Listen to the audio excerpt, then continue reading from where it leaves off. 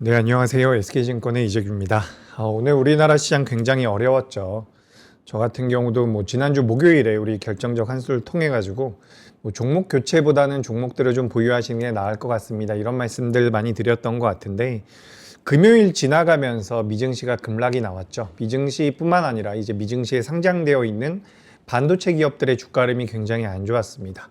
그로 인해서 우리나라 같은 경우도 영향을 많이 받았는데, 오늘 너무 안 좋았어요. 코스피가 40 종목이 상승을 했고요. 하락 종목이 800 종목이 넘어갑니다. 그래서 제가 기억하기로는 거의 가장 많은 종목들이 하락한 날이 아닌가라는 생각이 들어가지고 전반적으로 힘들었다는 말씀을 먼저 드리고, 제가 오늘은 결정적 한 수의 키워드를 경우의 수에서 말하는 그 경우를 좀 가지고 왔습니다. 그러니까 우리가 지금 시장에 대해서 저는 개인적으로는 우상향에 대한 기대감을 여전히 가지고 있는데, 여러 가지 경우의 수에 대한 판단을 해 보셔야 될 것 같아요. 그래서 일단 지난주 금요일에 미증시가 왜 밀렸는지, 그 부분들이 우리나라 시장에 어떤 영향을 미치는지, 그로 인해서 수급들이 어떤 영향을 받았는지, 이런 부분에 대해서 우리가 좀 논리적으로 순차적으로 좀 이야기를 해보면 좋을 것 같습니다. 어쨌든 제가 방송 들어오기 직전에 보니까 해외 선물 같은 경우는 또 올라오고 있더라고요. 미 선물도 올라오고 있고, 미국의 종목군들 같은 경우도 반도체 위주로 반등이 좀 나오고 있기 때문에 너무 걱정은 하지 마십시오. 걱정하지 마시라고 말씀드리는 것도 참 어렵고, 오늘 이제 시장이 많이 밀리니까 저한테 그런 걸 많이 물어보시더라고요. 매수하냐 마냐 이걸 많이 여쭤보시는데, 냉정하게 말씀드려가지고 지금 이렇게 밀리면 매수가 맞겠죠. 근데 중요한 것은 현금 비중이 거의 대부분의 투자자분들이 없을 가능성이 높다라는 겁니다. 그래서 시장이 많이 밀렸기 때문에 매수의 관점으로 보는 것은 맞지만, 실제로 매수할 만한 자금의 여력이 많지는 않았을 것 같다. 그래서 지금부터는 우리가 경우의 수를 따져보면서 어떻게 할지 이 부분에 대해서 이야기를 해보면 좋을 것 같습니다. 아셨죠? 자, 그러면 제가 준비한 자료를 보면서 이야기를 나눠보도록 하겠습니다. 자, 결정적 한수 오늘 6월 8일이죠. 진행해 보도록 할게요. 자, 일단 해외 시장입니다. 지난주 금요일이었죠. 미증시가 많이 밀렸다라는 것은 다들 알고 계실 겁니다. 나스닥이 많이 빠졌고요. S&P 500 같은 경우도 많이 빠졌는데, 기본적으로 여러분, 제가 요거는 경우에 결정적 한수 말씀드리면서 설명을 해드려 볼게요. 오늘부터는 이제 경우의 수가 중요합니다. 근데 사실 이것도 굉장히 아이러니한 게, 예를 들어 가지고 3개월 후라든지 6개월 후라든지 내년을 생각을 해보면서 우리나라 시장이 올라갈 것 같습니다. 예를 들어 가지고 10,000포인트를 갈 것 같고 12,000포인트를 갈 것 같습니다 라고 한다면, 사실 이런 경우의 수는 무의미할 수도 있어요. 어쨌든 목적지가 상방이라고 한다면 여기서 여러 가지 경우의 수가 나온다라고 하더라도 목적지가 똑같다라는 거죠. 그렇다면 시장에 대한 나의 분석이, 여러분들의 분석이 상방이라고 한다면 거기에 대한 명분을 한번 고민을 해보시면 좋은데, 전 일단 상방이든 하방이든 지금부터 이런 생각을 한 번 정도는 해보셨으면 좋겠거든요. 그게 뭐냐면, 지금 예를 들어서 무조건 시장이 올라간다라고 이야기를 하는 분들도 계시고요. 지난주 후반에 미증시가 급락이 나오니까 이제 시장이 부러질 거야 라고 이야기하는 분들도 계세요. 근데 여기에 대해서 한번 고민을 해볼 필요가 있다는 거죠. 저는 개인적인 사견을 말씀드리면 상승의 확률이 70%, 하락의 확률은 한 30% 정도 된다라고 보여지거든요. 하지만 제가 맨날 입버릇처럼 말씀드리는 게, 주식이라는 것은 펀더멘탈에 결국에는 수렴을 하겠지만 단기적으로는 이 수급의 영향을 많이 받거든요. 수급의 영향을 주는 것은 투심이죠. 그래서 우리가 이 투심에 대한 고민도 좀 필요한 겁니다. 투심이 만약에 굉장히 악화가 된다면 예를 들어 가지고 신용 반대 매도가 더 나올 수도 있는 부분이고요. 신용 반대 매도가 더 나오게 된다면 투심이 더 악화가 될 수가 있다라는 거죠. 시장이 미친 듯이 밀려 내려가고 있는데, 그렇게 내려가고 있는 시장에서 물량들을 받아주는 정의로운 기관들이나 외국인들은 제 경험상으로는 많지가 않아요. 물론 어느 정도 펀더멘탈 이하로 내려오게 되면 기계적인 매수는 해주겠지만, 개인 투자자들이 매도라고 투매가 유발이 되는 구간에서 이들이 개인 투자자분들의 투매를 인위적으로 받아주는 경우는 별로 없거든요. 왜냐하면 이들 같은 경우도 결국에는 매매를 통해서, 투자를 통해서 돈을 벌어야 되기 때문에 투매가 나오면 가격이 더 떨어질 거라고 생각을 하는 거죠. 그러니까 최대한 기다렸다가 밑에서 받아주는 경우가 많거든요. 그러니까 우리가 좀 섣불리 생각을 하면 시장이 많이 밀렸으니까 되반등이 무조건 나올 거야 라고 생각하는 건 좀 리스크가 있을 수 있다는 부분입니다. 그러니까 그렇게 우리가 생각하는 대로 잘 받아주지 않을 수 있다는 거예요. 근데 제가 오늘은 이렇게 좀 말씀을 드리고 싶어요. 그래도 이번 주 중에는 받아주지 않을까 싶거든요. 그 명분이 뭐냐면 일단은 수급적인 부분에서 오늘 장 마감되고 나서 외국인들의 포지션을 보면 우리나라 시장에 대한 추가 하방을 많이 열어놓지는 않은 것 같아요. 그리고 추가적으로 또 한 가지는 뭐 환율이라든지 매크로적인 부분들도 어느 정도 안정이 될 가능성이 높지 않을까 그렇게 좀 생각이 돼서 아마 제 방송을 작년부터 들으신 분들이나 뭐 올해부터 들으신 분들도 많이 아시겠지만 저는 일단 음봉이 크게 나오면 아무리 좋은 얘기가 많다라고 해도 조심하자라는 주의거든요. 설령 제가 모르는 내용이 있지 않을까, 가령 제가 모르는 내용이 있지 않을까 이런 식으로 접근을 하는데 일단 우리나라 시장에 큰 음봉이 나온 오늘, 크게 밀린 오늘 그 전날로 돌아가 보도록 하죠. 지난주 금요일을 보면 이미 대다수의 우리나라 기업들은 조정을 많이 받은 상태였다라는 거예요. 그 상태에서 낙폭이 오늘 더 크게 나왔기 때문에 일단 이번 주는 외국인들의 수급이라든지 단기적인 낙폭을 고려해 봤을 때는 반등이 나올 가능성이 높다. 근데 여기서 만약에 반등이 나온다면 우리가 여기서 반등이 나올 때 물량들을 쭉 보유를 해서 추세적으로 우상향을 갈지 여부는 사실 지금 판단하기는 좀 이릅니다. 그러니까 저는 단기적인 반등은 나올 것이고 그 단기적인 반등이 나오는 과정에서 우리가 경우의 수를 고려해 볼 필요가 있지 않을까. 이렇게 좀 생각이 돼서 오늘 계속해서 한번 말씀을 드려볼게요. 일단 기본적으로 경우의 수라는 것을 제가 준비를 해봤어요. 요 결정적 한수에서 경우에 대해서 말씀을 드릴 텐데 뭐 매크로라든지 시장의 영향력을 많이 미치고 있는 부분들에 대해서 추가적으로 말씀드리면서 진행해 보도록 하겠습니다. 자, 일단 매크로 수치를 확인해 보도록 하겠습니다. 오늘 달러원 환율이 많이 올라왔죠. 1548원까지 올라왔고요. 뭐 지정학적 리스크가 다시 한번 부각이 된 것 같아요. 그런 부분들로 인해서 많이 올라왔고 미국의 10년물 국채가 다시 한번 4.5%를 넘어갔습니다. 그래서 이런 부분들이 우리나라에 굉장히 큰 영향을 미쳤고 코스닥 같은 경우는 오늘 1000포인트를 이탈을 했죠. 그래서 굉장히 어려웠습니다. 굉장히 어려웠는데 우리가 오늘 이렇게 밀릴 것에 대해서는 어느 정도 인지를 하고 있었던 부분이고 일단 두드려 맞았으니까 다음에 회복할 때 남들보다 좀 빠르게 회복이 되거나 내 포트가 좀 안정적으로 회복이 돼야 되거든요. 그에 따라서 경우의 수에 대해서 말씀드릴 텐데 일단은 제가 아까 전에 이런 말씀 드렸죠. 저는 상승의 확률이 한 70% 정도 되고 하락의 확률이 한 30% 정도 되는 것 같습니다. 거기에 대한 명분을 제가 설명을 한번 드려볼게요. 일단 첫 번째로 우리나라 시장이 밀린 거에 대해서 여러분들은 왜 밀렸다라고 생각을 하십니까? 뭐 예를 들어 가지고 우리나라 시장이 너무 많이 올라와서 밀렸다. 그것도 뭐 일리가 있는 얘기죠. 근데 우리가 이제 지난주 금요일부터 우리가 좀 되짚어가면 미국에서 고용 보고서가 나왔어요. 근데 고용이 너무 좋았다라는 거죠. 수치가. 그래서 이제 고용이 잘 나오게 되면 금리 인하가 아니라 금리 인상을 할 가능성이 높다. 뭐 이렇게 좀 분석이 되면서 시장에서는 금리 인하에 대한 기대감이 있었는데 금리 인상을 한다라는 내용들이 그러니까 여러분 이런 거예요. 금리 인상을 하게 되면 굳이 못하러 주식 투자를 하느냐 이거죠. 미국의 10년물 국채에다가 넣어놓으면 1년에 5%씩 준다라고 한번 해봐요. 그럼 여러분들께서도 주식 투자를 할 이유가 많이 줄어들겠죠. 그렇기 때문에 금리 인상에 대한 그런 우려라고 표현을 해야 될까요? 그러니까 사실 금리 인상은 여러분 경기가 굉장히 좋을 때 하는 거거든요.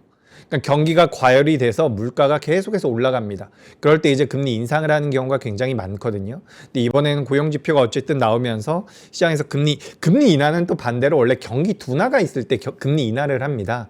근데 이번에는 뭐 절대적인 수치 자체가 많이 올라와 있는 상태에서는 금리 인하가 경기 둔화가 아니더라도 금리 인하를 할 수 있다라는 그런 시장의 기대감이 좀 있었던 거죠. 근데 어찌됐건 간에 그런 부분들을 전반적으로 고려해 봤을 때 고용 지표가 많이 올라와서 뭐 금리 인상에 대한 우려로 시장이 밀렸다라고 합니다. 근데 여기 추가적으로 우리가 덧붙여 볼 내용이 뭐냐면 지정학적 리스크가 지금 시장에 여전히 유효하잖아요. 지정학적 리스크가 많이 부각이 되면 유가가 올라간다는 거죠. 그럼 물가가 잡히지가 않습니다. 그럼 또 한 번 그건 역시 금리 인상에 대한 모멘텀이 된다는 겁니다. 그래서 그런 부분들이 부각이 되면서 금리 인상이 되면 미국의 빅테크 기업들이 자금을 유치하는 데 부담이 생기지 않겠습니까? 지난주였죠. 이제 빅테크 기업들 같은 경우도 유상증자를 할 수 있겠다라는 내용들이 막 시장에 나왔어요. 그러면서 이렇게 되면 AI 내러티브 같은 경우도 훼손되는 거 아니야? 브로드컴 같은 경우도 뭐 용량을 줄인다던데, 가이던스가 좀 안 좋게 나왔고, 뭐 소캠에 관련돼서 용량을 줄인다던데, 이런 내용들이 전반적으로 반영이 되면서 시장이 밀렸다라는 거예요. 근데 이제 오늘 아침뿐만 아니라 지난 주말에도 그런 이야기들, 그런 분석들이 많이 나오더라고요. 일단 첫 번째로는 고용지표가 너무 잘 나왔는데 세부 내역을 들여다보면 또 그렇게 좋은 건 아니더라. 그러니까 금리 인상을 너무 강하게 우리가 걱정할 필요는 없다. 이번에 뭐 케빈 워시가 어떤 말을 할지 모르겠지만 동결은 되겠지만 매파적 동결이 아닌 완화적 동결의 가능성이 높다. 이런 이야기들도 좀 나오고 있더라고요. 그렇다라고 한다면 지난주 금요일에 미증시를 급락시켰던 명분이죠. 금리 인상에 대한 부담감들은 우리가 약간은 그래도 수면 아래로 가라앉을 가능성이 있지 않을까라는 생각이 들어요. 그리고 이제 우리나라로 한번 돌아와 보겠습니다. 요즘에 여러분들 뉴스 보면은 많이 접하는 기사가 뭐예요? 환율이 엄청나게 높다라는 거잖아요. 그죠? 이게 절대적인 수치를 보자면 분명히 부담이 되는 게 맞습니다. 분명히 부담이 되는 게 맞는데 지금 일단 환율이 많이 올라가 있는 상태에서 이 환율이 잡히지 않는 거에 대해서는 여러 가지 의견들이 있어요. 뭐 제가 많이 주장하고 있는 것은 우리나라 삼성전자와 SK하이닉스의 주가가 너무 많이 올라서 이걸 매도하고 원화를 달러로 환전을 하기 때문에 그로 인해서 원화의 가치가 떨어지고 있다라는 거죠. 그래서 환율이 많이 올라왔다라는 부분들을 많이들 이야기를 하고요. 그리고 추가적으로 아까 전에 우리가 지정학적 리스크 잠깐 이야기했었잖아요. 제가 여러분들께 매크로에 대한 이야기들은 많이 안 하려고 해요. 사실 실전 투자를 하는 분들, 제가 제 주위에 뭐 프랍 트레이더라든지 실제로 전업하시는 분들 같은 경우는 다들 다르겠지만 매크로 많이 안 보시는 분들도 계세요. 그냥 시장에 정말 충실하고 주가의 흐름이라든지 자금의 흐름에 충실한 분들이 많거든요. 제가 웬만한 매크로 이야기를 많이 안 드리려고도 하는데 매크로에 대해서 오늘 좀 말씀드리고 짚고 싶은 게 뭐냐면 아까 전에 우리 지정학적 리스크 잠깐 이야기했었잖아요. 그래서 유가가 올라왔다. 근데 이 유가가 올라가는 부분에 대해서 우리나라와 일본이 많은 영향을 받아요. 그거 알고 계시죠? 우리나라랑 일본에서 유가를 많이 수입을 하고 있다는 거예요. 그래서 여기서 우리가 또 이제 좀 더 깊이 들어가 보면 우리나라 원전 굉장히 잘한다라고 하잖아요. 근데 제가 우려하고 있는 원전 쪽에 대한 우리가 뭐 부정적인 우리 리스크를 따져보자면 일본이 원전을 할 가능성도 있어요. 이런 얘기들은 시장에서 많이 안 나오고 있거든요. 지금 시장에서 원전 쪽에 대한 관심이 없으니까. 근데 일본이 원전을 하겠다라고 이야기를 하는 부분도 결국엔 유가에 대한 영향을 많이 받기 때문입니다. 자, 그러면 우리나라 환율이 올라가는 게 일단 두 가지를 제가 말씀드렸죠. 하나는 우리나라에서 자금이 많이 이탈되고 있다는 거. 그리고 또 한 가지는 유가가 많이 올라온 부분에 대해서 우리가 사실 좀 무시하는 부분들이 있지 않습니까? 근데 유가가 올라오는 부분들 같은 경우도 우리나라에 대해서 전반적으로 환율에 대해서 약세를 유발할 가능성이 높다. 그리고 또 한 가지가 더 있어요. 지금 이제 달러 대비해서 약세를 보이고 있는 화폐들이 몇 개가 있는데 일본이랑 대만이 꽤 약하거든요. 근데 이 국가들의 공통점이 뭐냐면 우리 이거 사실 몇 달 전에는 이야기 자주 했었어요. 자주 했었는데 반도체에 대한 실적 모멘텀이 워낙 강하다 보니까 우리가 좀 잊고 지냈거든요. 그게 뭐냐면 대미 투자라는 거죠. 그러니까 우리나라 기업들이 해외에서 돈을 벌면 예전에는 그걸 우리나라로 가지고 들어왔어요. 그래서 뭐 달러를 매도하고 원화로 가지고 들어오고 이런 구조가 있으면서 우리나라 원화 가치가 어느 정도 유지되는 부분들이 있었는데 지금은 미국에다가 재투자를 해야 되는 상황이잖아요. 그렇기 때문에 미국에서 벌어들였거나 달러로 수익이 난 부분들을 우리나라로 가지고 오지 않는 거예요. 재투자를 할 거니까. 그러니까 세 가지 명분이 있죠. 우리나라 환율이 많이 튄 거. 그러니까 첫 번째로 우리가 이야기를 했었던 것은 뭐 금리에 대한 부분들, 뭐 고용에 대한 부분들이지만 결국에 미국의 10년물 국채 금리와도 생각을 해볼 수가 있습니다. 그리고 두 번째로 우리가 이야기를 나누고 있는 것은 환율에 대한 부분이에요. 그래서 우리가 이런 부분들을 전반적으로 고려를 해보면 일단은 저는 새로운 내용은 없는 것 같거든요. 그렇지 않습니까? 지금 환율 같은 경우는 많이 올라왔다라고는 하지만 이 환율이 올라온 명분이 뭐냐면 우리나라가 경제 위기에 처해 있기 때문에 환율이 올라온 게 아니잖아요. 우리나라가 잘못됐기 때문에 외국인들이 대한민국을 팔고 나가는 게 아니라 많이 들으셨죠. 삼성전자와 SK하이닉스의 주가가 많이 올라오니까 이들을 매도해서 빠져나간 겁니다. 결국에는 환율이 올라온 명분이 그렇게까지 부정적이진 않다라는 거예요. 환율 접어두고요. 미국의 10년물 국채라든지 뭐 금리 인상에 대한 내용들 같은 경우도 사실 여러분 이거 지난주에도 우리 이야기했었던 거잖아요. 금리 인하에 대한 기대감은 지난주에도 없었어요. 금리 인상을 연내에 할 가능성이 높다라는 것은 페드워치 툴 기준으로 봤을 때 이미 시장에서 알고 있었던 부분이거든요. 근데 그런 부분들이 지난주 금요일에 미국에서 부각이 되면서 갑자기 급락이 나왔는데 어떻게 보면 시장이 많이 올랐기 때문에 그에 따른 반대 급부였다라고 저는 생각을 합니다. 근데 추가적으로 여기에서 결정타가 하나 있어요. 제가 이제 우리 방송에서도 여러분들께도 많이 같이 고민해보자 이런 말씀 드렸던 것 같은데 결국에는 ETF잖아요. 2배짜리 ETF가 우리나라 시장에 상장이 되면서 변동성이 많이 커졌습니다. 올라갈 때 너무 신나게 올라갔지만 반대로 이제 밀릴 때에는 낙폭 자체가 굉장히 크게 나온다라는 거죠. 자, 그렇다라고 하면 일단 저는 우리나라가 오늘 과매도에 들어갔다라고 생각을 해요. 그렇다면 여기서 내가 매수를 해가지고 주구장창 보유를 할까? 거기에 대한 고민이 좀 필요하다라고 생각을 하거든요. 그러니까 우리가 지금 펀더멘탈 기준으로 본다면 삼성전자든 SK하이닉스든 엄청나게 저평가예요. 제가 요즘에 이제 반도체가 너무 지쳤어요. 제가 분석을 하기가 너무 지쳐가지고 우리 그냥 단순하게 한번 생각해 보자고요. 일반적인 뭐 제조업체 기준, 자동차 부품주도 마찬가지예요. 자동차 부품주 같은 경우도 1년에 한 200억 정도 벌면 우리가 여러분 가끔씩 뭐 10배를 주면은 뭐 시가총액이 얼마입니다. 10배를 주면 뭐 코스피가 몇천 포인트입니다. 이런 이야기 하잖아요. 멀티플이라는 게 있거든요. 근데 기본적으로 여러분 멀티플 PER에 들어가는 것은 순이익이에요. 순이익. 영업이익이 아니라 순이익인데 우리가 이제 영업이익도 그냥 써요. 대략적으로 이제 표현을 하는데 예를 들어가지고 영업이익이 한 200억 정도 나오게 되면 시가총액이 한 2천억 정도 되는 거는 부담이 없다라고 생각을 해요. 저는 개인적으로. 제조업체들 기준으로 한 10배 정도. 근데 이게 엄청난 성장산업이라고 한다면 10배 더 줘도 돼요. 근데 지금 삼성전자와 SK하이닉스가 연간 기준으로 이야기가 되고 있는 영업이익이 200조, 300조 수준이지 않습니까? 그렇다라고 하면 이게 아무리 사이클 산업이라고 하더라도 우리가 지금 이게 고평가되어 있다라고 말할 수는 없다라는 거죠. 그럼 삼성전자와 SK하이닉스가 단단한 실적을 가지고 있습니다. 보세요. 지난주 목요일까지 제가 요거를 좀 체크를 하고 들어온다라는 게 살짝 급하게 들어와가지고 여기 지금 차트 한번 보면서 말씀을 드려볼게요. 삼성 SDS라는 기업입니다. 삼성 SDS라는 기업이고 뭐 LG 이노텍도 한번 봐볼까요? 제가 두 개 다 보고서 말씀을 드려볼게요. 요렇게 한번 볼게요. 일단 우리나라에서 지금 AI에 대한 수혜를 가장 앞단에서 받았던 기업은 뭐니 해도 삼성전자와 SK하이닉스죠. 근데 삼성전자, SK하이닉스와 삼성전기, LG이노텍 그리고 삼성 SDS와 LGCNS는 달라요. 뭐가 다릅니까? 삼성 SDS라든지 뭐 LGCNS라든지 삼성전기, LG이노텍이 돈을 못 번다는 게 아니에요. 돈 잘 벌어요. 버는데 삼성전자와 SK하이닉스에 비해서는 이 네 기업들은 어떻게 보면 아직까지는 매출단에서 보여주고 있는 게 덜하죠. 그러니까 시장이 많이 밀렸을 때는 오히려 삼성전자와 SK하이닉스가 가장 매력적입니다라는 말씀을 드릴 수밖에 없었어요. 자, 한번 보도록 하죠. 삼성 SDS가 뭐 최고점으로 말하면 약간 비겁해 보이니까 최고점이 아니라 이 정도 가격대가 지금 얼마냐면 37만 원입니다. 오늘 저점이 어디냐면 21만 원이에요. 37만 원에서 21만 원까지 밀면 16만 원이 밀린 거거든요.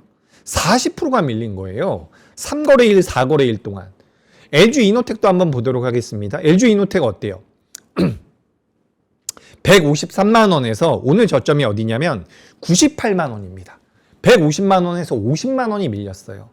30%가 밀린 거죠.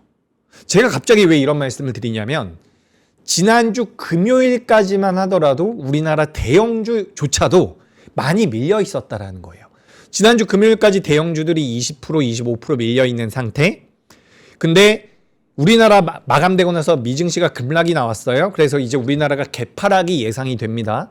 장 초반에 개파락이 크게 나왔는데 여기서 이제 우리나라 대장주들을 보는 거죠. 삼성전자와 SK하이닉스가 실적을 기반으로 한다면 이게 과연 부담되는 가격대일까? SK하이닉스가 지금 너무 비싼 상태일까라고 생각을 하면 그게 아니라는 거죠. 그럼 삼성전자와 SK하이닉스는 괜찮다라는 겁니다. 그럼 삼성전자와 SK하이닉스 말고 다른 기업들을 한번 고민을 해보죠. 제가 삼성 SDS라든지 LG이노텍을 말씀을 드렸는데 우리가 현대차도 한번 보도록 하죠. 현대차는 78만 원대에서 고점대가 만들어졌고 76만 원, 77만 원 정도에서 오늘 저점대가 61만 원이에요. 15만 원이 빠진 거죠. 20% 가까이가 20% 정도가 하락이 나온 거거든요. 이렇게 되면 우리가 오늘은 실질적으로 매도하기는 좀 아깝지 않나 라는 생각이 저는 들었습니다. 그래서 기본적으로 아까 전에 말씀드린 뭐 금리라든지 금리라든지 그리고 미국의 10년물 국채금리, 우리나라 환율, 그리고 유가 같은 부분들, 지정학적 리스크 같은 부분들 전부 다 고려를 해봐도 삼성전자, SK하이닉스는 실적 베이스로 안정적이고 나머지 기업들은 지난주 금요일까지 해서 낙폭이 커졌던 상황이라는 거예요. 그렇다라고 하면 저는 우리나라 시장이 지금 여기서 더 밀리는 것은 오히려 좀 매수의 기회가 될 수 있지 않을까 라고 생각을 하는 겁니다. 근데 문제는 그거잖아요. 지금 매수할 자금이 없다라는 거. 그래서 그런 부분들은 굉장히 부담이 되는데 사실 매수할 자금이 없다라는 것 반대로 생각을 해보면 매수하고 싶은데 매수할 자금이 없다라는 것은 내가 종목을 보유하고 있다라는 거죠. 그럼 그 종목을 보유한 것과 매수한 것은 어떻게 보면 같은 거예요. 근데 내가 보유하고 있는 종목이 너무 시가총액이 낮고 시장에서 외면받고 있는 기업이라고 한다면 옮겨가실 필요도 있다. 근데 뭐 저는 개인적으로 지금부터 반도체가 없다라고 하면 저는 옮겨가시면 좋을 것 같아요. 근데 만약에 반도체가 있다라고 하면 시가총액 코스피, 코스닥 각각에서 시총 500이 상위 500이 안에 들어가는 기업들 같은 경우는 저는 반등은 나올 것 같습니다. 그리고 제가 이제 막 말씀드리면서 화면에 쳐보니까 요거 우리나라 선물이거든요. 선물에 대해서 외국인들이 매수를 많이 했네요. 생각보다 1조 3천억 정도 매수가 들어왔는데 제가 여기 우측에 보면은 이게 이제 우리나라 장 마감되면서 쭉쭉쭉 들어왔네요. 다행입니다. 제가 요거를 잘 못 보고 들어왔는데 선물 쪽에 대한 외국인들의 포지션은 굉장히 긍정적입니다. 이렇게 되면 내일 우리나라 시장은 갭상승이 나올 수도 있어요. 근데 오늘 제가 굉장히 찝찝했던 게 갑자기 이런 말씀 드려서 죄송한데 오늘 장 마감될 때쯤에 그 반대 매매가 엄청 나온 것 같아요. 반대 매매가 엄청 나왔는데 이게 왜 단점이 될 수가 있냐면 반대 매매가 나왔는데 하루 정도 버텨보겠다라고 하는 분들이 계세요. 근데 만약에 오늘 새벽에 미증시가 그래도 내일 아침에 미증시가 1, 2% 정도 좀 확실하게 올라와서 마무리가 되면 내일 아침에 우리나라 시장도 좀 떠서 시작이 될 수가 있고 반대 매도가 완전히 잡혀가지고 담보 비율 밑으로 내려가서 반대 매도가 잡히는 물량들도 어느 정도 장 초반에 소화해 줄 수가 있어요. 미증시가 확실하게 반등을 준다면. 근데 만약에 미증시가 보합권에서 마무리가 되면 내일 아침에는 그 반대 매도 물량이 한 번 더 나올 겁니다. 그래서 제가 오늘 장후반부에 반대매도 안 나오게끔 시장이 좀 덜 밀렸으면 좋겠다라고 했는데 코스닥 쪽에서 반대매도가 엄청 나오는 것 같더라고요. 근데 이 반대매도 물량은 제가 느끼기엔 아직 끝나지 않았다. 이 물량들이 내일 오전에도 나올 가능성이 높은데 미증시가 좀 올라와서 마무리가 된다면 반대 매물 자체는 안 나올 가능성이 높고 그렇게 되면 제가 지금까지 말씀드렸던 것처럼 내일은 우리나라 시장이 일단은 반등에 들어갈 가능성이 높다. 이렇게 말씀을 드려볼게요. 어떤 이야기인지 아시겠죠? 그렇게 좀 보시면 좋을 것 같고 근데 이제 여기서 오늘 결정적 한 수의 키워드가 경우의 수 아닙니까? 그죠? 제가 일단 지금까지는 그래도 좀 긍정적인 말씀들을 드려왔어요. 근데 이제 주가라는 게 왜 어렵겠습니까? 무조건 펀더멘탈에 수렴하는 게 아니죠. 무조건 뭐 1 더하기 1은 2인 것처럼 가는 게 아니죠. 그래서 저도 이제 여러분들께 뭐 코스닥에 대해서 관심을 가져보십시오. 코스닥을 뭐 10%, 20%, 20%, 30% 매수를 하고 있습니다. 보유를 하고 있습니다. 제가 여기 한번 보여드려 볼까요? 제가 이 포트를 매번 보여드리잖아요. 그래서 포트를 이렇게 보여드리면 되는데 지금 지난주 목요일 기준으로 봤을 때 지금 지난주 목요일과 오늘은 포트 비중이 같아요. 지금 화면 잠깐 보여주시면 여기 보시면 예를 들어가지고 코스피가 65%, 코스닥이 35% 이렇게 있다라고 한번 생각을 해봐요. 근데 여기 보시면은 우리가 이렇게 계산을 하면 돼요. 전체 투자 자금에서 현금이 25%입니다. 그럼 주식 비중이 75%라는 거죠. 그래서 75% 중에서 65%가 코스피라는 거, 75% 중에서 35%가 코스닥이라는 거예요. 그래서 이제 저는 코스닥에 대해서도 긍정적인 뷰를 아직까지는 가지고 있는데 어쨌든 제가 그동안 코스피라든지 코스닥이라든지 종목군들, 업종군들에 대해서 긍정적인 말씀 드렸었던 부분들이 있잖아요. 근데 그런 부분들이 있다라고 하더라도 시장은 수급에 먼저 반응을 하고 있는 것이고 우리가 산술적으로 딱딱 떨어지는 것은 아니기 때문에 항상 경우의 수에 대한 생각을 하셔야 된다. 제가 뭐 경우의 수라고 말씀드리지만 결국에는 리스크 관리라고 생각을 하시면 돼요. 리스크 관리. 그래서 저는 일단 이렇게 생각을 해요. 지금 나한테 현금 비중이 많다라고 하면 내일 아침에 미증시가 크게 나쁘지 않을 경우에는 저는 매수의 관점이 맞다라고 생각을 합니다. 근데 이제 주식을 보유하신 분들이 대다수일 것 같고 주식을 보유하신 분들 같은 경우도 펀더멘탈이 좋은 기업을 보유하고 계시다면 저는 일단 보유가 맞다라고 생각이 돼요. 근데 이게 이제 반등이 나올 때가 문제예요. 반등이 나왔을 때 일단 오늘 낙폭이 너무 커서 저는 잘하면 V자 반등도 나올 수는 있을 것 같거든요. 근데 이제 반등이 나오는 구간에서 뭐 젠슨왕이 무슨 이야기를, 젠슨왕은 이제 좀 지나가는 것 같고 미국의 CPI가 있죠. 이번 주 수요일 밤에 있을 겁니다. CPI가 있고 우리나라 선물 옵션 동시만기가 있고 그리고 다음 주에는 일본의 BOJ, 이걸 말씀을 안 드렸구나. 우리나라 시장이 좀 약세를 보인 데에는 엔캐리에 대한 우려도 좀 있는 것 같아요. 근데 일본이 금리 인상을 하는 것은 단기적으로는 그렇게 나쁘다라고 안 보셔도 돼요. 우리나라 원화 가치가 일본의 엔화와 같이 움직일 수도 있기 때문에 괜찮을 것 같아요. 그래서 일단 일본 같은 경우도 그리고 추가적으로 일본은 금리 인상할 가능성에 대해서 이미 시장에서 이야기를 많이 한 상태예요. 그래서 시장이 안 좋게 만들었었던 이야기들에 대해서 이야기를 나눠봤고 그 내용들을 기반으로 했을 때 저는 이게 너무 과한 것 같다. 실적 기반으로 해서 과한 것은 삼성전자와 SK하이닉스 그리고 그 아랫단에 있는 종목군들 같은 경우도 낙폭이 이미 컸던 상황이기 때문에 우리가 좀 버텨보자. 그래서 일단은 반등이 나올 가능성이 높은데 여기에서 이제 우리가 고민을 해보자라는 거예요. 뭐를 고민을 해야 되느냐?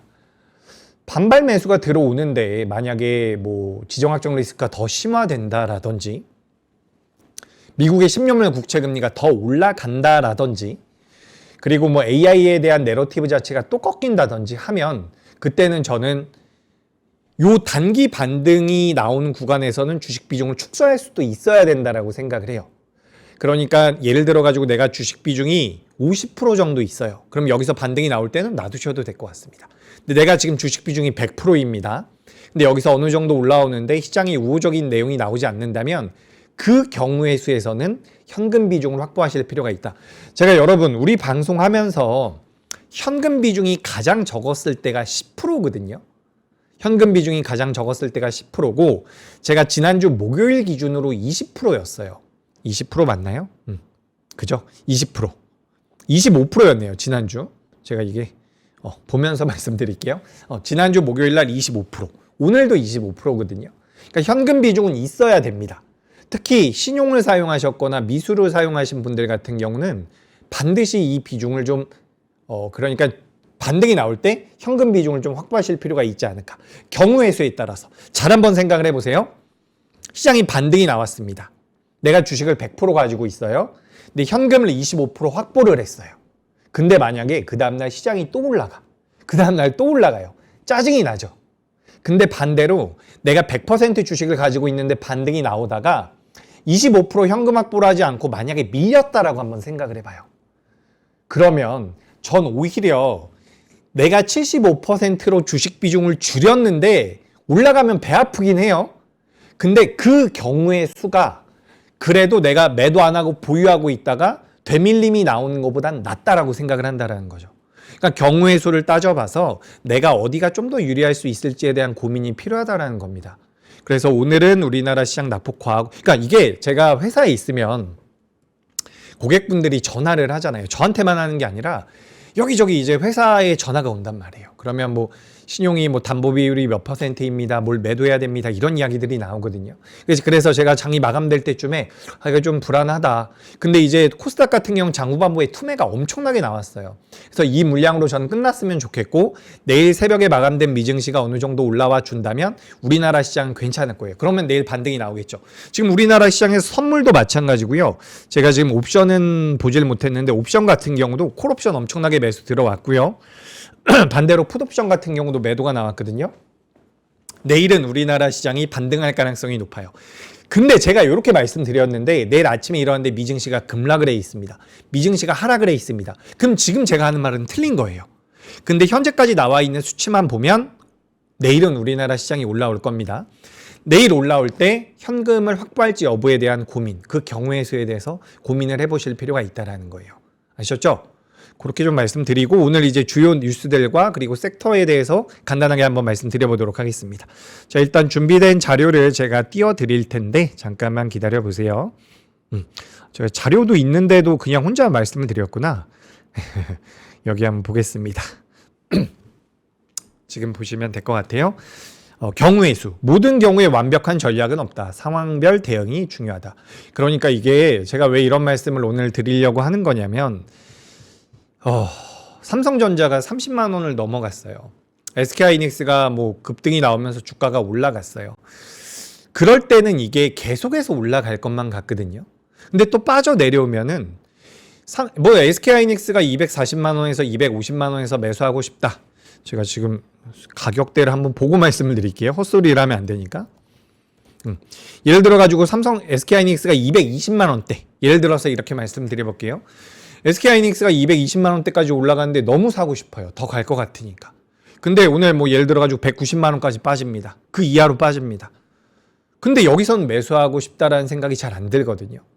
그러니까 여러 가지 경우의 수에 대해서 고민을 하고 있어야 돼요. 내가 만약에 삼성전자라든지 예를 들어 가지고 SK하이닉스가 180만 원 밑으로 내려오면 사야겠다라는 생각을 하고 있다면 내려왔을 때 매수할 수가 있다라는 거죠. 내가 그런 생각, 그런 경우의 수를 생각하지 않고 있다가 주가가 밀려 내려오면 겁이 나서 매수를 못 해요. 그런 경우가 굉장히 많거든요. 삼성전자가 28만 원 밑으로 내려가면 매수를 해야지 라고 생각을 했는데 오늘 갑자기 서킷 브레이크 걸리면서 주가 쭉쭉쭉 내려오면 매수가 잘 안 나간단 말이에요. 그런 경우의 수에 대해서 고민해 보실 필요가 있다. 제가 왜 이런 말씀을 드리냐면 아까 전에 잠깐 언급드렸지만 요즘에 우리나라 ETF가 정말 거래 대금이 많이 들어오거든요. 뭐 정말이라고 표현을 할 정도까지는 아니어도 시장의 영향력이 정말 많이 커졌어요. 그러니까 막 좀 공격적으로 2배짜리 레버리지 상품이라든지 이런 것들을 많이 공략을 하시거든요. 그렇다라는 것은 뭐라고 제가 너무 적나라하게 말씀을 드릴 것 같아가지고 시장에 대한 경험이 많지가 않은 분들이 저는 시장에 많이 참여를 하고 계신 것 같아요. 그래서 밀려 내려가면 막 던지고 올라가면 막 사시는 분들이 많은 것 같거든요. 지금 우리 방송을 시청하시는 분들 중에서 혹시나 내가 그렇게 매매를 했다라고 한다면 오늘 한번 이 경우의 수에 대해서 한번 고민을 해보라는 거예요. 여기서 시장이 밀리면 내가 어디서 대응을 할까? 목표가와 손절가를 한번 고민해 보실 필요가 있다. 그 부분에 대해서는 이렇게 유명한 분들이 이렇게 좀 많은 격언들을 남겨놨으니까 이런 내용들을 한번 참고를 해보시면 좋겠습니다. 모든 경우에 완벽한 전략은 없다. 뭐 상황별 대응이 중요하다. 이런 내용들이 있었으니까 참고해보시면 좋을 것 같고요. 자료 보면서 추가적으로 말씀드려보겠습니다. 자, 일단은 이거 지난주에도 한번 보여드렸었던 내용이죠. 골드만삭스에서 이제 뭐 12,000포인트까지 올라갈 것이다. 자료 좀 보여주세요. 12,000포인트까지 올라갈 것이다 라고 이야기 나왔었던 부분입니다. 그래서 이런 부분들 한번 체크해 보시면 될 것 같고요. 코스피가 8% 이상 지수가 급락이 나왔을 때 코스피 추이입니다. 요것도 있고요. 제가 한 가지 더 말씀드릴게요. 여기 보시면 코스피가 8% 이상 하락을 했을 때 한 달 이내에는 대체적으로 회복이 됐다라는 거예요. 그러니까 오늘 많이 밀렸고 회복이 될 가능성이 높다라는 거. 그리고 거기에 대한 방점은 투매예요, 투매. 그리고 그것도 있습니다. 미국에서 빅스라고 하는 변동성 지수가 있어요. 우리가 공포 지수라고 이야기하는 요 빅스 지수라는 게 있는데 빅스 지수가 1일 변동성 기준으로 변동성이 아니라 상승폭 기준으로 30%가 넘어가면 그 이후로 한 달 이후에는 S&P 500이 올라와 있었다. 거의 100% 다 올라왔을 겁니다. 90% 이상의 확률로 올라와 있었다라고 하거든요. 그러니까 변동성 지수가 커지면서 투심 자체가 공포의 극단에 달했을 때는 한 달 후에는 올라왔을 가능성이 높다라는 거예요. 미국도 그렇고요. 우리나라도 그랬다라는 거죠. 그래서 이런 부분들을 한번 고민해 보실 필요가 있다라는 말씀 드립니다. 그러면서 이제 뭐 금리 인상 공포 아까 전에 설명 많이 드렸죠. 괜찮다라는 부분이고요. 이 비농업 부문의 고용자 수가 많이 늘어났다라는 건데 사실 그래요. 고용 지표 자체를 우리가 뜯어보니까 뭐 일회성 이벤트들이 많았다라고 해요. 그러면서 고용지표가 생각보다 좋은 건 아니었다라고 하는데 저는 그냥 그래요. 고용지표가 잘 나와도 우리나라 시장이 이렇게 빠질 게 아니었고 미증시도 이렇게 빠질 만한 건 아니었다라고 생각을 합니다. 그리고 고용지표가 너무 안 좋게 나왔다라고 한다면 그건 또 금리 인하에 대한 명분이 될 수가 있거든요. 그래서 저는 일단 너무 불안정하지만 반등이 나올 때까지는 일단은 시장에 대해서 긍정론. 다음에 이제 반등이 나온 이후에가 저는 좀 고민이 된다라는 거죠. 반등이 나온 이후에 AI 쪽에 대한 내러티브가 훼손이 되지 않고 매크로가 안정이 되면 전 다시 한번 올라갈 가능성이 높다라고 보여져요. 아까 전에도 70% 30%라고 말씀드렸는데 그렇게 좀 보고 있다라는 말씀 드립니다. 그리고 이것도 한번 말씀드려볼게요. 여러분 환율.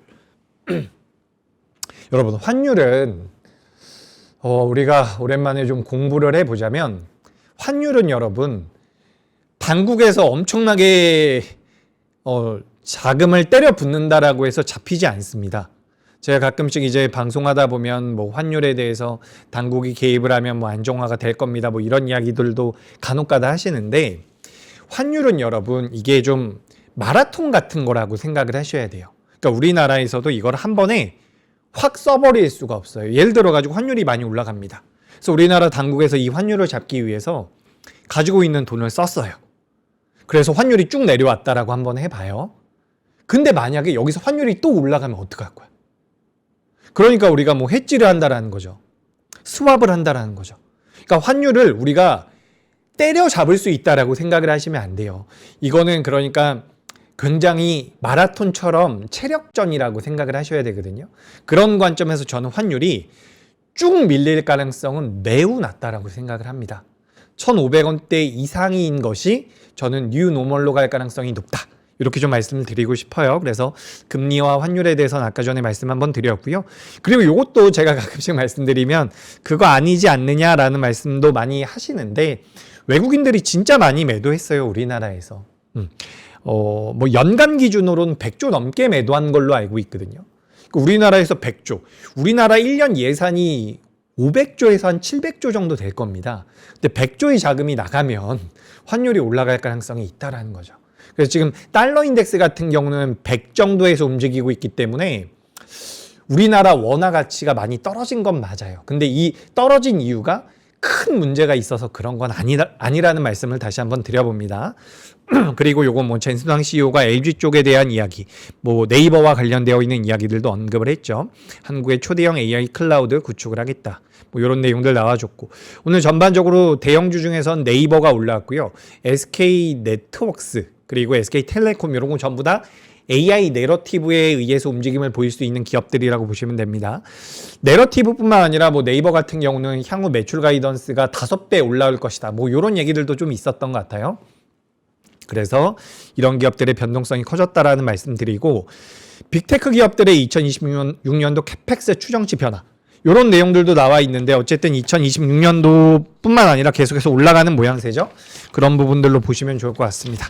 이제 한 2, 3분 정도 남았는데 제가 말씀드리고 싶은 것 중에 한 가지 말씀드리고 싶은 게 있어요. 요거 오늘 제가 포트폴리오는 간단하게 말씀드리고 인사이트도 간단하게 말씀드리고 오늘 준비해 온 게 뭐냐면 지금 미국의 GDP 대비해서 이 IT 하드웨어 그러니까 AI 쪽에 들어가고 있는 투자 비중 자체가 GDP 대비해서 2.4% 정도 된다라고 하거든요.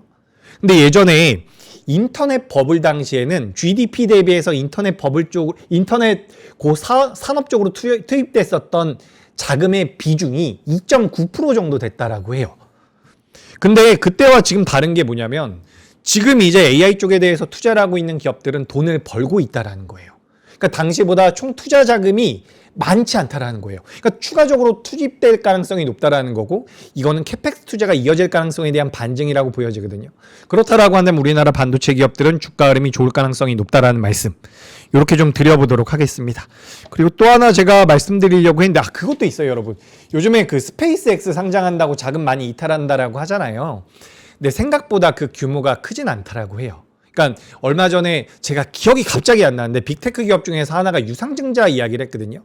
그 유상증자보다도 규모가 작다라고 하거든요. 그래서 이제 스페이스 X에 대해서 공모를 하기 위해서 자금이 이탈된다라는 말이 아예 틀렸다라는 말은 아니고 시장 자체가 붕괴될 정도는 아니다. 이렇게 좀 말씀을 드려보도록 하겠습니다. 그렇게 좀 말씀드리고 이제 오늘 뭐 인사이트는 아까 전에 말씀드린 대로 많이 말씀드린 대로 참고해 보시면 되고 현금 비중은 20%에서 30% 그리고 포트까지 마지막으로 보여드리자면 현금 비중 약 25% 정도 보유하고 있고 반도체와 조선 쪽에 대해서 전 요즘에 집중을 하고 있습니다. 그리고 나머지는 코스닥 쪽에 대한 관심을 좀 가지고 있다. 이렇게 말씀드릴게요. 그러니까 경우의 수에 대해서 한 번 정도는 생각을 해보세요. 그러니까 일이 벌어지고 나서 대응을 하는 것보다는 한번 고민을 해놓고 어떤 시나리오가 생겼을 때 거기에 맞춰서 대응을 해보는 버릇을 좀 습관을 들여놓으시면 앞으로 주식 투자하시는 데는 도움이 좀 될 것 같습니다. 여기까지 할게요. 오늘도 정말 힘드셨을 텐데 고생 많으셨고요. 저는 다음 시간에 뵙도록 하겠습니다. 힘내십시오. 고생하셨습니다.